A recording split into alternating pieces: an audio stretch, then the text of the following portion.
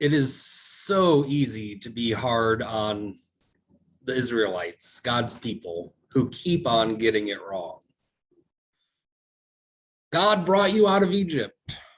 God not only brought you out of Egypt, but did so in such an incredible, unimaginable way. Sent plagues. What is wrong with you? God parted the Red Sea. Who else could do that? God provided manna for you to eat every day, yet you still don't believe what God says. And when you got tired of eating the same thing and desired meat, God provided. Why is it so hard for you to believe and to trust God? God is now bringing you to the cusp of the promised land. And what is it that you do? You do the same thing you've done before. You get it wrong and you don't believe. Thousands of years later, from the comfort of our homes, it is so easy to sit back and judge all the things other people are doing wrong. And today, it is easy to see the mistakes other people are making while they are going through the rigors of their life. It is easy because it is them and not us. It's not quite as easy to recognize how we may be more like them than we would like to admit. First of all, we should remember that the anticipation of this moment is high. Ever since God promised to give Abraham the land of Canaan way back in Genesis. The Bible to this point has been building up to this. The entire story of the Exodus of Egypt had its goal of entering Canaan. The land, the promised land of milk and honey, toward which Yahweh and Moses had been leading the people ever since they left Egypt. This has been in their minds all along. Before they got to Egypt, while they were in Egypt, and ever since they've left Egypt. This is what God's people have been waiting for, and it's within their grasp. Sabrina gave a little summary of chapter 13, and I'm going to give a little bit bigger one as well. Moses had sent out 12 spies, leaders from each tribe, to investigate the aspects of the land, the agriculture, the people, the cities, the walls. And the report was mixed. The land is amazing, but the people are strong, and the city's walls are fortified.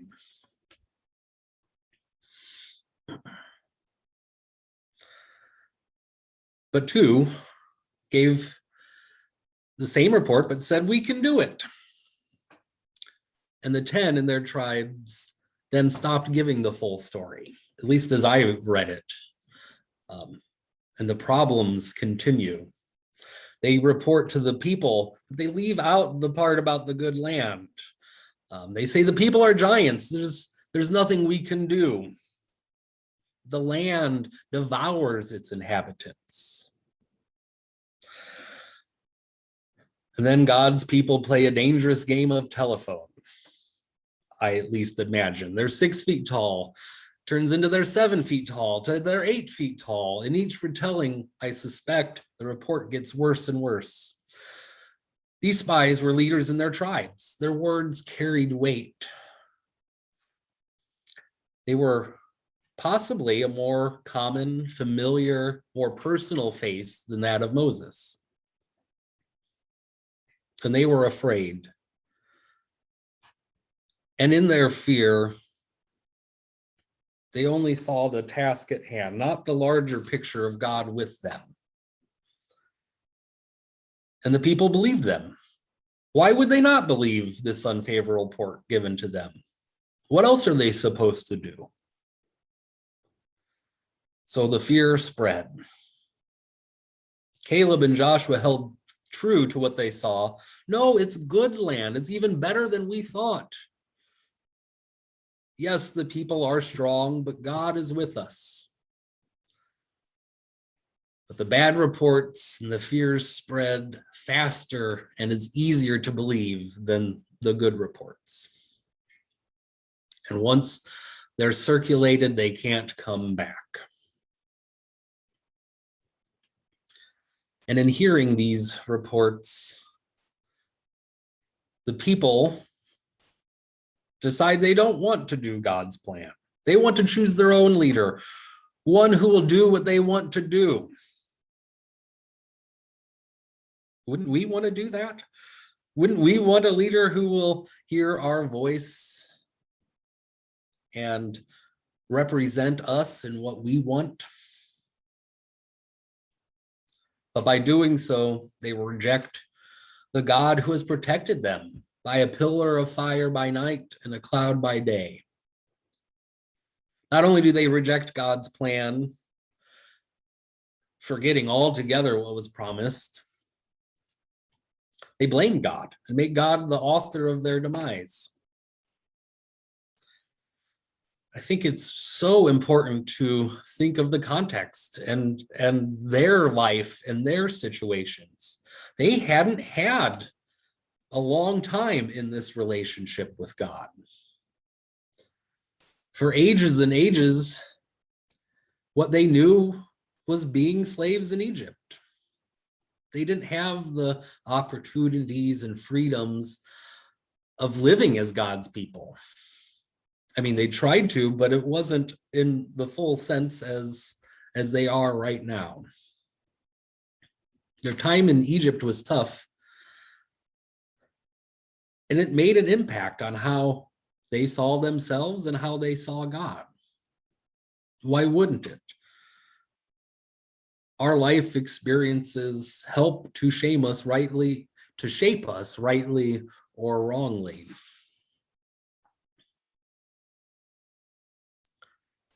After hearing the report, Israel cried out and wept all night. The next day, they complained against Moses and Aaron and were infected by other possibilities. If only we would have stayed in Egypt. If only we had died in the wilderness. Why, Lord? Why did you bring us here? We're going to die. Would it not be better for us to return to Egypt? The children of Israel had already been selectively looking back to the old days in Egypt, or the good old days. They easily remembered the produce and the meat. And this remembrance led them in Numbers 11 to want to go back to Egypt.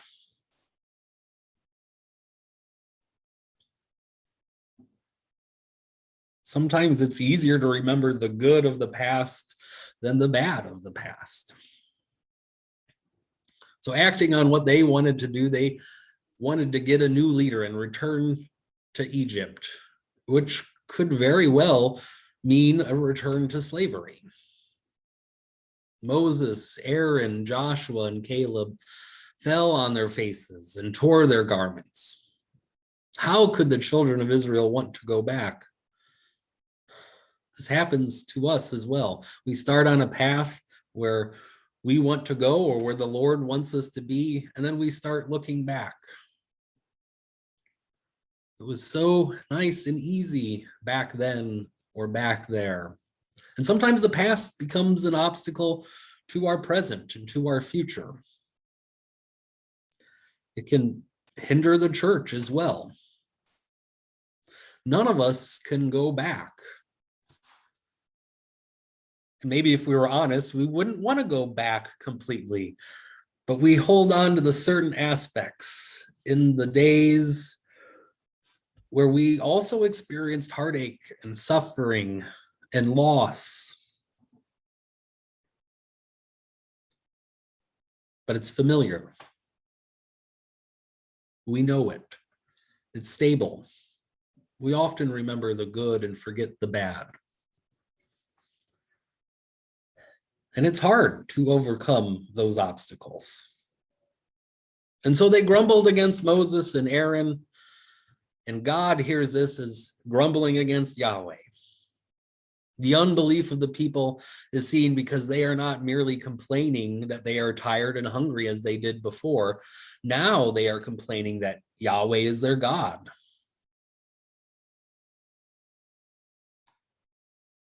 They want a new leader. Their unbelief is showing itself in the desire to reject Yahweh, to appoint a new leader, to return to their pre-redemption state in Egypt. God has shown them love and faithfulness in word and deed, yet they still don't believe. Because it's hard to believe, isn't it? I think it's hard sometimes to believe. The spies were all leaders of the people. Two of them gave their, I think, the full story. The land is good, yes, but the people are big. And the other 10, I think, in their first telling of the report to Moses was the land was good, but there's many people. You don't have to believe that there were monsters in the land to recognize the difficulties of stepping out in faith in this way.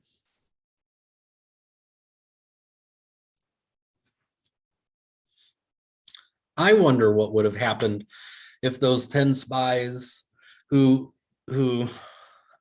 at least as I read it, leave out the good parts of the land that they had seen and were just honest. What if they told the truth of how they felt? What if we are to be honest with each other about our feelings, about the tasks that we are faced with, that we're afraid of, that we're unsure of? Throughout Numbers, I see there is a sense of accountability to each other, that we are partially responsible for each other's faith and faithfulness.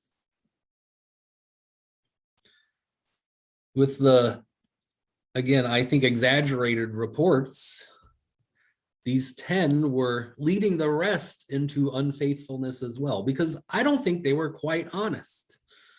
So they weren't able to get the entire story. Yes, individually we're responsible for our actions. Sure, each one could have stood up for Yahweh had done. But I think it becomes harder when our leaders lead us in that way, or into a different way. I wonder what would have happened if those leaders stuck with their first story. I know that God said this is ours, but how? How is this going to happen? I'm having trouble believing it. Would that have given the faithful space and opportunity to pick them up and say, yes, that does seem impossible, but God parted the Red Sea and God is with us. What can't God do? Now, that doesn't mean anything would have changed, but I feel at least the larger community would have had a more honest starting point. But as it is, the response infuriates God.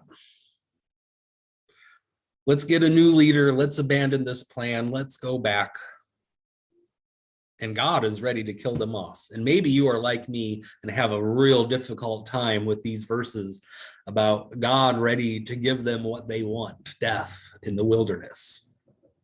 And I don't have a real good explanation for this, other than I want to point out that it's a difficult part of the story. But maybe it's also a reminder that vengeance is God's and God's alone. It's not for us to decide. Verse 12, I will strike them with pestilence and disinherit them. And Moses pleaded that if God struck down these people, other nations would then think God was unable to bring these people into a land and instead slaughtered them. What if Pharaoh and the Egyptians heard of this? Moses appealed to God's character by reminding God what God has said in the past. The Lord is slow to anger and abounding in steadfast love, forgiving iniquity and transgression, but by no means clearing the guilty, visiting the iniquity of the parents upon the children to the third and fourth generation. Then the Lord did forgive the people and did not strike them down.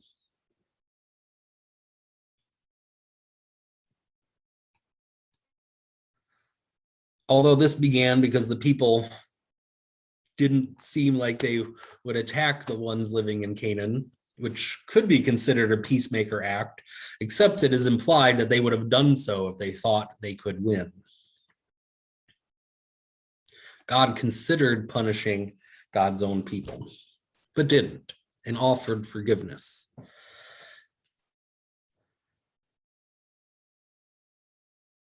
As real as God's presence witnessed by the nations among the people of Israel, cloud and fire and miracles are God's words of promise and protection. Moses knows that God can forgive because God has already done so numerous times since leading the people out of Egypt.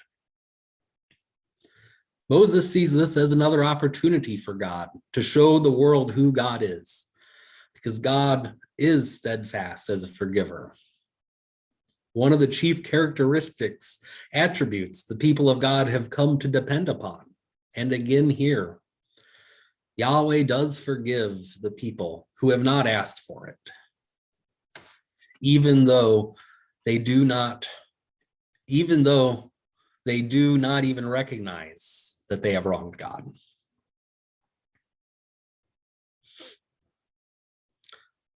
It's this lack of understanding among the people that forces Yahweh not to clear the guilty. So the Lord gives the Israelites what their words and their disposition of their hearts had expressed.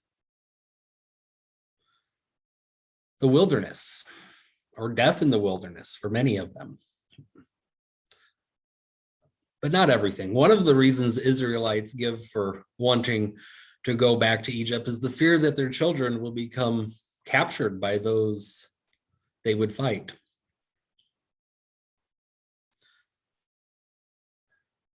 But a very large act of God's steadfast loving kindness promises that these children will be the one who enter the promised land, even though it was their parents who did not believe and trust.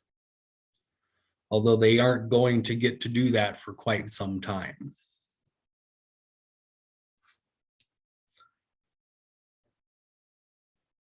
Moses relays the revelation of God. The people hear no good news and they mourn, coming face to face with the severity of what they had brought upon themselves. God's people wake the next morning and try to fix it themselves.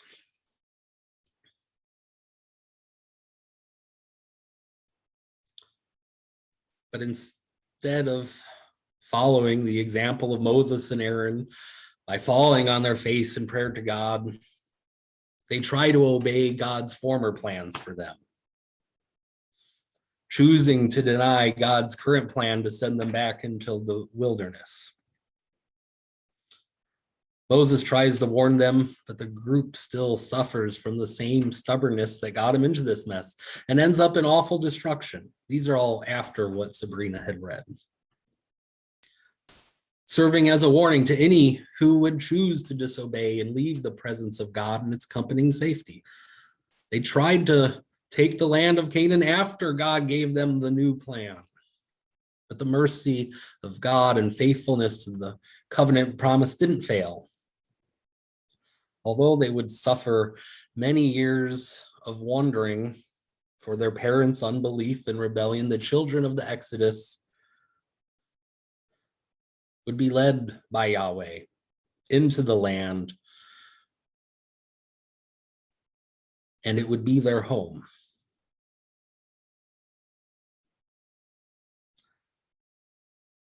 I think the reality of this story is that we all struggle with unbelief, Christians and non-Christians alike. At times, it's hard to believe God when confronted with fear and uncertainty and whatever giants are in front of us.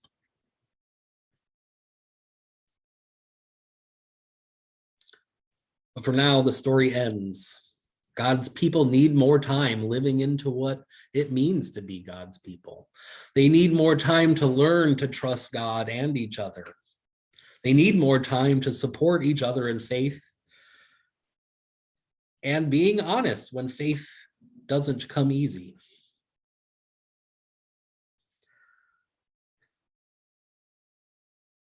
I think a lot of ways we are like the Israelites, consumed by fear, consumed by the unknown of how, consumed by our own thoughts instead of by God's presence. So may we remember what God has done and what God is leading us to together. And may we trust each other to be honest when faith isn't coming easy, because I think that's a main part of being community, of God's people. We're not on an island by ourselves, but we are in it together. Amen.